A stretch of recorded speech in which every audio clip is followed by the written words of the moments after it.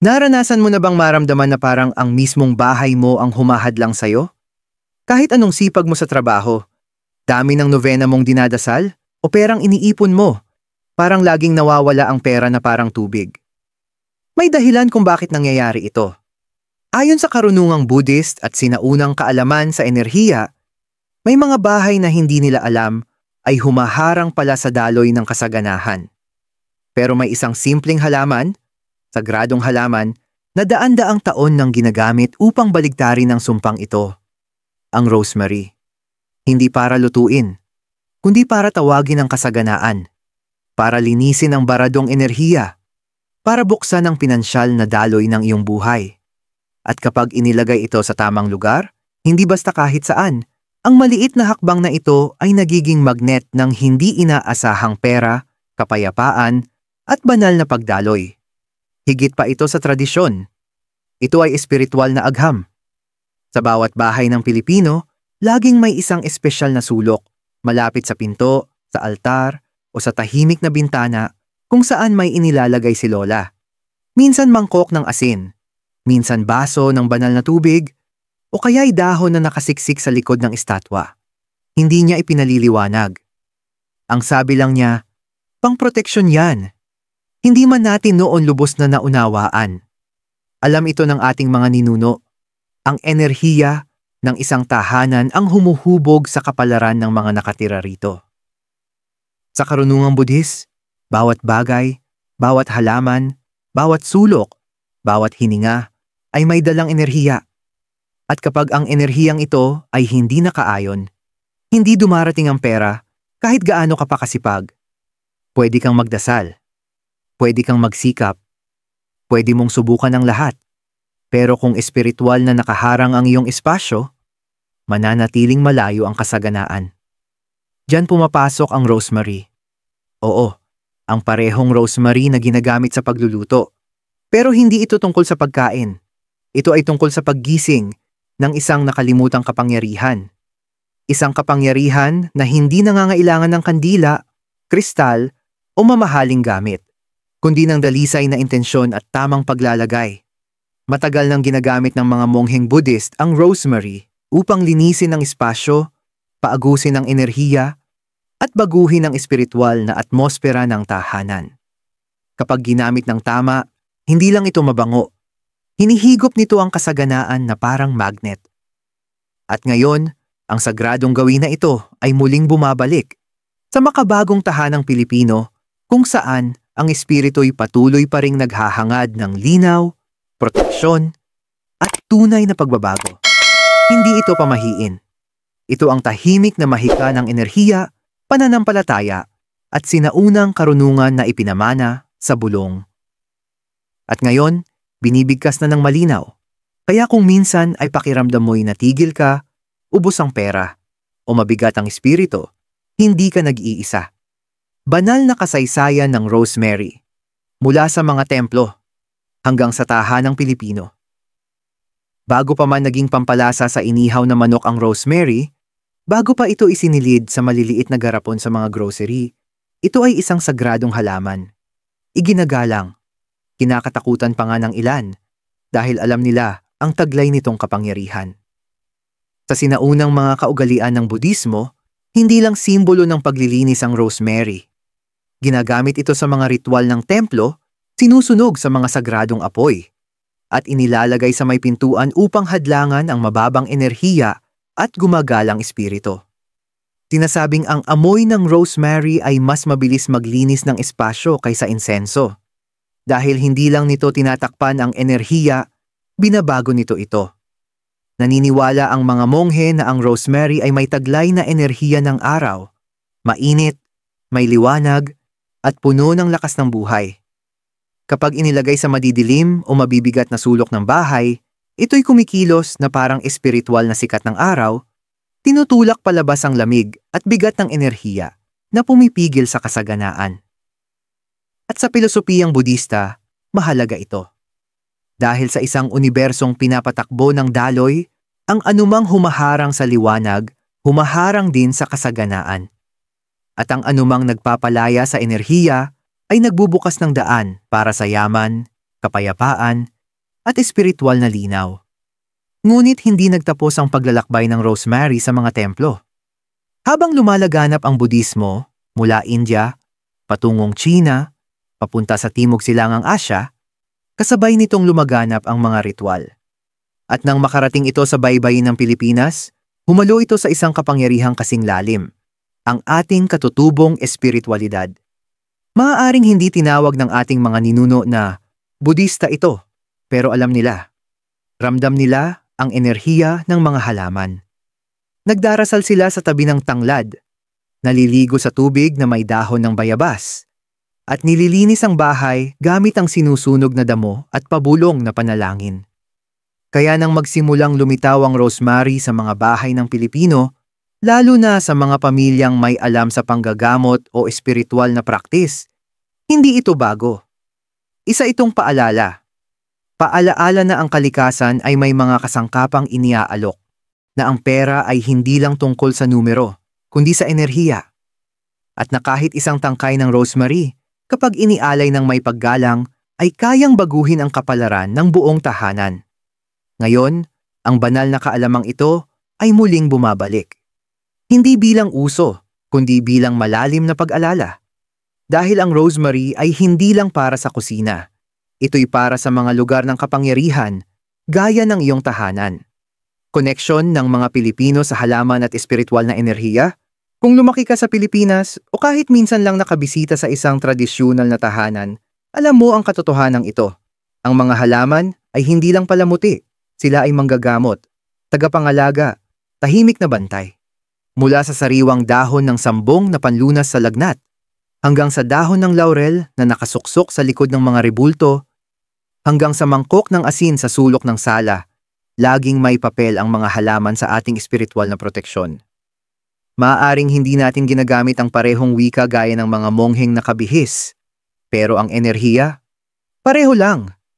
Ang espiritualidad ng mga Pilipino ay nakaugat sa intuwisyon, pananampalataya, at sa hindi nakikitang mundo. Pinag-uusapan natin ang lamig sa katawan, hapdi sa kaluluwa. Ginhawa kapag magaan ang pakiramdam sa isang espasyo. Kahit ang mga lola natin, alam nila kapag mabigat ang bahay, mabigat, at alam na alam nila kung anong halamang pakuluan, anong dasal ang ibulong, at saan ilalagay ang bote ng benditong tubig. Palagi tayong nagtitiwala sa hindi nakikita. Kaya kapag pumasok sa eksena ang rosemary, hindi ito dumadating bilang banyaga. Dumarating ito bilang pamilyar, parang matagal ng kaibigan na may bagong pangalan. Oo, maaaring hindi tanim ang rosemary sa bawat baryo. Pero ang pagsasanay ng paggamit ng halaman upang linisin, pagalingin, at tawagin ng biyaya. Kasing Pilipino niya ng kandilang panalangin at paligong may tabo. Maaaring moderno na ang tahanang Pilipino ngayon. May Wi-Fi at LED lights. Pero sa ilalim nito, nariyan pa rin ang malalim na alaala ng ating mga ninuno. Ang paniniwala na ang tahanan ay buhay at ito'y maaaring maging tagapangalaga o tagasipsip ng lakas. At dahil dyan, mas mahalaga ngayon ang rosemary kaysa dati. Dahil sa ingay ng mga bayarin, trapik sa lungsod, pressure sa online, at pagod na damdamin, ang rosemary ang nagbabalik sa atin sa isang bagay na dalisay. Paalala na ang mga halaman ay may dalang enerhiya. Na ang enerhiya ng iyong bahay ang humuhubog sa iyong pananalapi. Na ang yaman ay nagsisimula sa alignment, hindi sa swerte. Nagiging kakampi mo ang rosemary. Isang espiritual na tulay sa pagitan ng sinaunang turo ng Budismo at likas na pakiramdam ng bawat Pilipino. At kapag natutunan mong saan ito dapat ilagay, mapagtatanto mo, hindi mo kailanman kinailangang lumayo para sa biyaya. Kailangan mo lang gisingin ang naroroon na sa loob ng iyong tahanan at sa loob mo. Bakit nagaanyaya ng pera at biyaya ang rosemary? Maging totoo tayo, karamihan sa mga tao hindi agad iniisip ang mga halaman kapag pinag-uusapan ng pera. Tinuturuan tayong ang yaman ay galing sa sipag, diskarte, at minsan, konting swerte. Pero paano kung ang pera ay higit pa sa numero? Paano kung ito ay isang enerhiya? At ang bahay mo ay maaaring inaanyayahan ito o palihim itong itinataboy. Sa karunungang Budista, bawat bahagi ng iyong kapaligiran ay may vibration. May mga vibration na humihila ng enerhiya papasok. May mga vibration din na itinataboy ito. At ang rosemary ay isa sa kakaunting halaman na humihila ng vibration ng kasaganaan. Gumagana ito sa maraming antas. Isa. Nililinis nito ang baradong enerhiya. Naranasan mo na bang pumasok sa isang kwarto at bigla kang nakaramdam ng bigat? Iyan ang stagnant energy. Enerhiyang naiipon matapos ang sigalot, pag-aalala sa pera, stress o kalat. Pinupunit ng rosemary ang ganitong bigat. Ang natural nitong langis at matalas na amoy ay hindi lang mabango. Binabasag nito ang mga hadlang sa enerhiya. At kapag muling gumalaw ang enerhiya, makakagalaw rin ang pera. 2. Itinataas nito ang dalas ng espasyo. Tinuturo ng mga Budista na ang tunay na yaman ay hindi lang material. Ito ay pagkakaayon sa frequency of flow. Taglay ng rosemary ang mataas at malinaw na dalas. Itinataas nito ang vibration ng espasyo para tumugma sa linaw, layunin, at pagtanggap. Kaya hindi na nakagugulat kung ginagamit ito ng mga monghe sa mga meditation area, altar ng kasaganaan, at ritual ng pagpapagaling. Ang simpleng presensya nito ay tumutulong sa pagbubukas ng espiritu, na siyang unang pintuan patungo sa kasaganaan. 3 tumutugon. Ito sa intensyon. Isa sa mga pangunahing turo ng Budismo. Ang intensyon ay humuhubog sa enerhiya. Kapag inilagay mo ang rosemary sa iyong tahanan na may malinaw at sinadyang intensyon na anyayahan ng yaman, kapayapaan, at biyaya, ang intensyong ito ay napupunta sa halaman. Nagiging higit ito sa halaman. Nagiging espiritual mong kakampi. Gaya ng mga Pilipino na kinakausap ang halaman, inaawitan ng mga sanggol, at ipinagdarasal ang pagkain, napupunta ang enerhiya natin sa lahat ng ating hinahawakan. Kaya ang rosemary ay nagiging sisidlan. Tagadala ng panalangin mo para sa pera. Tumatanggap ng pasasalamat mo. Simbolo na nagsasabing, handa na ang tahanang ito na tumanggap ng mas marami. 4. Ina-activate nito ang batas ng alignment. Dito nagsasama ang enerhiya at aksyon. Kapag inilagay mo na ang rosemary, unti-unting nagbabago ang iyong isipan. Mas malinaw kang magdesisyon. Napapansin mo ang mga bagong oportunidad. Hindi mo na pinapayagan ang mga bagay o gawin na ubos lakas. Dahil naka-align na ang iyong tahanan at sa makatuwid, pati na ang iyong panloob na kalagayan sa kasaganaan. At ito ang sikreto. Ang pera ay hindi lang dumadating sa sipag. Dumadating ito sa enerhiyang handa na. Kaya kapag inilagay mo ang rosemary sa iyong tahanan, hindi ka lang nag-aayos ng dekorasyon. Nagpapahayag ka. Sinasabi mo sa universo, handa na ako. Naka-align na ako. Karapat-dapat ako. At ang pahayag na iyan na ipinadala sa wika ng rosemary ay may kapangyarihang higit sa inaakala mo. Saan dapat ilagay ang rosemary sa iyong tahanan? Ngayon na nauunawaan mo na ang sagradong kapangyarihan ng rosemary, ang susunod na tanong ay, saan eksaktong dapat ito ilagay? Dahil sa larangan ng enerhiya, gaya rin sa mga bahay ng Pilipino, location is everything. Hindi sapat na bumili lang ng rosemary at iwan ito sa kusina. Para ganap na ma-activate ang kapangyarihan nito, kailangang ilagay ito sa bahagi ng bahay kung saan pumapasok, dumadaloy, at namumuo ang enerhiya. Hindi ito basta-basta. Ito ay intensyonal. Isa itong anyo ng espiritual na disenyo. Narito ang 3 pinakamakapangyarihang lokasyon ayon sa Budistang prinsipyo ng enerhiya at tradisyon ng mga tahanang Pilipino. 1. Malapit sa pintuan, pasukan ng swerte. Sa parehong Budismo at kulturang Pilipino, ang pangunahing pintuan ay ang bibig ng enerhiya. Diyan pumapasok ang oportunidad, bisita, at mga puwersang espiritual. Maglagay ng maliit na bungkos ng rosemary malapit sa pintuan. Maaaring nasa paso, sa maliit na pouch, o nakasabit ng patiwarik. Ito ay nagsisilbing tagapagbantay na nagsasabi sa universo, Tanging kapayapaan, kasaganaan, at proteksyon lang ang papayagan pumasok. Tandaan, ilagay ito sa loob ng pintuan, hindi sa labas. Sa ganitong paraan, nililinis ng rosemary ang enerhiya habang ito'y pumapasok, habang nananatiling konektado sa vibration ng iyong tahanan. Extra tip, maglagay ng kaunting asin sa isang maliit na mangkok sa tabi nito, isang klasikong teknik ng paglilinis sa kulturang Pilipino na perpektong kapareha ng rosemary. 2. Sa bintanang nakatapat sa kalsada. Ang mga bintana, lalo na ang nakaharap sa kalsada o daanan, ay bukas sa mabilis at pabago-bagong enerhiya. Ang enerhiyang ito ay maaaring magdala ng oportunidad o kaguluhan. Ang paglalagay ng sariwa o tuyong rosemary sa gilid ng bintana ay tumutulong mag-filter ng enerhiya. Parang espiritual na screen ng iyong bintana. Pro tip, gumawa ng rosemary-infused water at ispray ito sa frame ng bintana kada linggo habang binibigkas ang iyong intensyon. Kahit simpleng sabihin, basbasan mo ang bahay na ito, tanging mga biyaya lang ang papayagan pumasok. Malapit sa iyong wallet, money corner, o altar. Kung may maliit kang espasyo para sa dasal, meditasyon, o kung saan mo itinatago ang pitaka, ito ang natural na magneto ng nakatuong enerhiya. Ilagay ang rosemary dito upang i-anchor ang intensyon mo sa pananalapi. Pwedeng katabi ng kandila, coin bank, o sa isang garapon na may maliit na papel ng intensyon mo. Mas makapangyarihan ito kung gagawin sa panahon ng new moon o full moon. Ayon sa parehong Budismo at paniniwalang Pilipino sa pagbabago ng enerhiya sa ilalim ng buwan. Bonus tip, gamitin ang iyong intuition. Hindi pare-pareho ang mga tahanang Pilipino.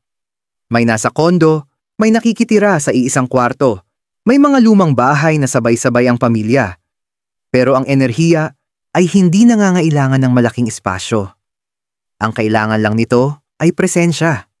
Kaya tanungin mo ang sarili mo. Saan sa bahay ko nakakaramdam ako ng bara, bigat o nakalimutang bahagi? Doon mo simulang ilagay ang rosemary. Saan mo man ito ilagay, basbasan mo ito ng salita. Kausapin mo ito. Isang simpleng linyang Taglish gaya ng, Rosemary, bantayan mo ang espasyong ito. Dalhin mo ang kapayapaan at kasaganaan. Handa na ako. Ang kapangyarihan ay wala lang sa mga salita, kundi sa presensya mong dala. Dahil ang rosemary ay hindi anting-anting. Ito ay daluyan. At kapag inilagay ito ng may paggalang, ito'y nagiging tulay ng iyong tahanan sa daloy ng sagradong kasaganahang matagal nang gustong pumasok. Hakbahang ritual. Paandarin ang lakas ng rosemary sa pamamagitan ng intensyon. Ang paglalagay ng rosemary sa iyong tahanan ay hindi basta gawain. Isa itong ritual, isang sagradong kilos kung saan pinagsasama ang galaw, layunin, at enerhiya upang baguhin ang daloy sa iyong espasyo. Kahit nasa maliit kang apartment sa Maynila, dorm sa ibang bansa, o bahay sa probinsya, ang ritual na ito ay para sa'yo. Hindi ito pamahiin. Ito ay paalala kung paano natin muling gagawing sagrado ang ating espasyo, gamit ang wika ng biyaya. Narito kung paano magsimula. Hakbang 1. Pumili ng anyo ng rosemary. Iba't ibang anyo ng rosemary ang maaari mong gamitin. At lahat ay epektibo depende sa kung anong meron ka. Sariwang sanga, mula palengke o sariling tanim. Pinakamabisa para sa malakas na enerhiya. Tuyong rosemary, nasa pouch, garapon o platito. Rosemary essential oil. Hinalo sa tubig para ispray o i-diffuse. Piliin kung ano ang abot kamay mo. Tandaan, mas mahalaga ang intensyon kaysa sa perpeksyon. Hakbang 2. Linisin ang iyong espasyo bago ilagay ang rosemary. Linisin muna ang espasyo, pisikal at espiritual. Walisin o punasan ang lugar. Tindihan ng kandila, puti o berde ang pinakamainam. Sabihin ng malakas, lahat ng mabigat, lahat ng hadlang, lumabas na. I welcome peace. Sa hakbang na ito ipinaalam mo sa enerhiya, may pagbabagong darating. Hakbang 3, maghanda ng simpleng alay sa kulturang Pilipino. Binibigyang galang natin ang espasyo gamit ang mga simbolikong alay. Isang basong tubig, kurot ng asin, o tahimik na panalangin. Maglagay ng maliit na tasa ng tubig sa tabi ng rosemary. Ang tubig ay sagisag ng daloy. Ang rosemary ay sagisag ng linaw. Sabihin, naway akitin ng rosemary na ito ang yaman at biyaya. Naway dalhin ng tubig na ito ang biyayang iyon sa bawat sulok ng aking buhay. Hakbang 4, itakda ang iyong intensyon. Pinakamahalagang bahagi, hawakan ng rosemary sa iyong kamay. Pumikit. At sabihin ng malinaw at tapat ang iyong intensyon. Mga halimbawa, inaanyayahan ko ang tuloy-tuloy na kita sa aking tahanan. Handa na akong bitawan ng utang at yakapin ang kasaganaan.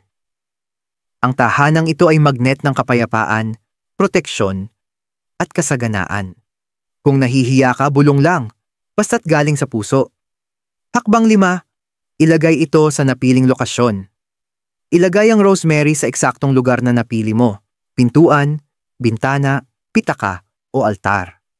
Habang inilalagay mo ito, sabihin, Rosemary, iniaatas ko sa iyo ang papel na ito. Magbantay, magbasbas, magbukas ng pinto. Damang-dama mo agad ang pagbabago. Kahit banayad, ang enerhiya ay tumutugon sa presensya, hindi sa perpeksiyon. Hakbang 6, mag-affirm araw-araw, kahit 10 segundo lang.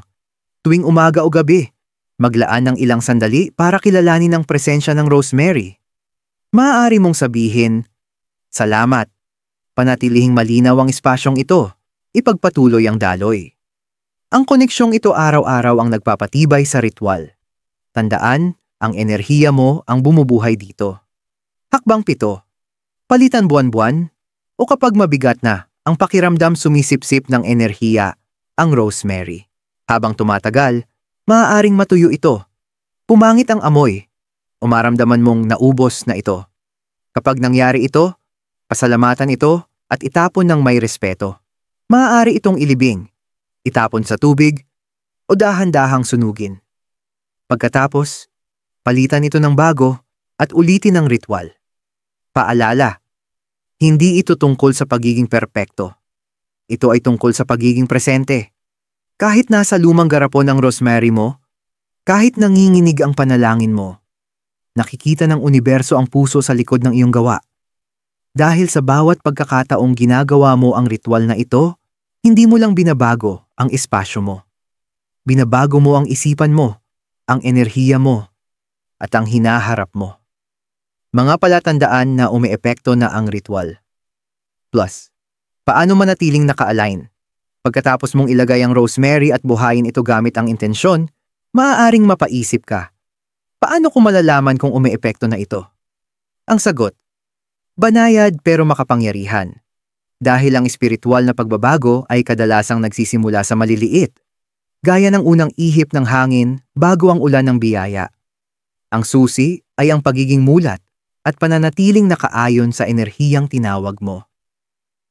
Espiritual na palatandaan na umiepekto na ang Rosemary Ritual 1. Biglang paggaan ng enerhiya sa loob ng bahay. Mapapansin mong mas magaan ang pakiramdam, mas malinis ang hangin, parang may nabawasang hindi mo maintindihan. Iyan ang enerhiyang muling umaayon, at ang iyong tahanan ay naglalabas ng bigat na minsang humarang sa mga biyaya. Dalawang mas mahimbing na tulog o mas malalim na panaginip. Nagiging mas tahimik ang gabi. Gumigising kang mas presko ang pakiramdam. O kaya'y nananaginip ng tubig, liwanag, pera, o mahal sa buhay. Lahat ng ito ay simbolo ng internal cleansing at bagong daloy ng enerhiya. 3 biglang pagdating ng hindi inaasahang pera, minsan maliit, refund, libreng pagkain, bayad na pabor. Minsan malaki, bagong kliyente, job offer, o tulong mula sa di inaasahang tao. Ang mahalaga, ito'y hindi pinilit. Parang pinto na tahimik na bumukas, hindi binasag. 4. Ikaw ang nilalapitan ng oportunidad, hindi na ikaw ang humahabol, may tumatawag sa'yo. May bagong ideya na pumapasok. May solusyong lumilitaw sa mga sitwasyong dati, tila walang pag-asa. Iyan ang vibration ng rosemary. Gumagana. 5. Mas matatag ang emosyon mo at mas malinaw ang espiritu mo. Natuto kang magsabi ng hindi sa mga bagay na sumisipsip ng lakas mo. Hindi mo na pinapayagan ang mga bagay na nagpapabigat ng damdamin mo. Iyan ang enerhiya ng kasaganaan na umaakyat sa buhay mo. Dahil ang tunay na yaman ay nagsisimula sa boundaries at paggalang sa sarili. Paano? Manatiling naka-align. Pagkatapos ng ritual, kapag nagsimula ng gumalaw ang enerhiya, trabaho mo na itong alagaan. Narito kung paano. Unang patakaran ay panatilihing buhay ang pasasalamat kahit hindi pa dumarating ang pera. Magpasalamat ka na parang dumating na ito. Ang pasasalamat ay magnet. Sinasabi nito sa universo, mas marami pa, pakiusap. Dalawang manatiling malinis espiritual, iwasan ng chismis, drama at reklamo. Panatilihing malinis ang paligid, pisikal at espiritual. Palitan at basbasan muli ang rosemary at tubig na alay kung kinakailangan. 3 araw-araw na mag-affirm, gamitin ang maiikling pananalita. Dumarating sa akin ang mga biyaya. Ang tahanan ko ay sagrado. Handa na ako para sa mas marami. Sabihin ito habang nakatingin sa rosemary o altar mo. Kahit 10 segundo lang bawat araw, sapat na para panatilihin ang lakas ng vibration. Magbigay. Kapag nadama mo ito, kapag bigla mong naramdamang dapat kang tumulong, kahit maliit lang, gawin mo. Bakit? Dahil ang pagkakawang gawa ay susi sa susunod na antas ng daloy. Kapag ikaw ay naging daluyan, mas marami pang ibinubuhos ang universo sa'yo. 7 patuloy na magtiwala kahit tahimik ang araw. Hindi lahat ng araw ay may magic. May mga araw na parang walang nangyayari. Pero huwag mong sirain ang ritual sa pamamagitan ng pagdududa. Sa halip, sabihin, kahit hindi ko pa ito nakikita, alam kong gumagana ito. Dahil naitanim ko na ang binhi. At ang rosemary, gaya ng mga biyaya, ay tahimik munang tumutubo bago ito sumabog sa pamumulaklak. Ginawa mo na ang bahagi mo. Ngayon hayaan mong sumagot ang universo. Dahil ang alignment ay hindi tungkol sa paghabol sa gusto mo. Ito ay tungkol sa pagiging taong natural na tinatanggap ang biyaya, pagninilay at panalangin sa pagtatapos. Higit pa sa halaman ng inilagay mo. Marahil pumasok ka sa videong ito na pagod. Hindi lang pagod ang katawan, kundi pagod na sa paghihintay. Pagod sa walang tigil na trabaho pero parang laging kapos.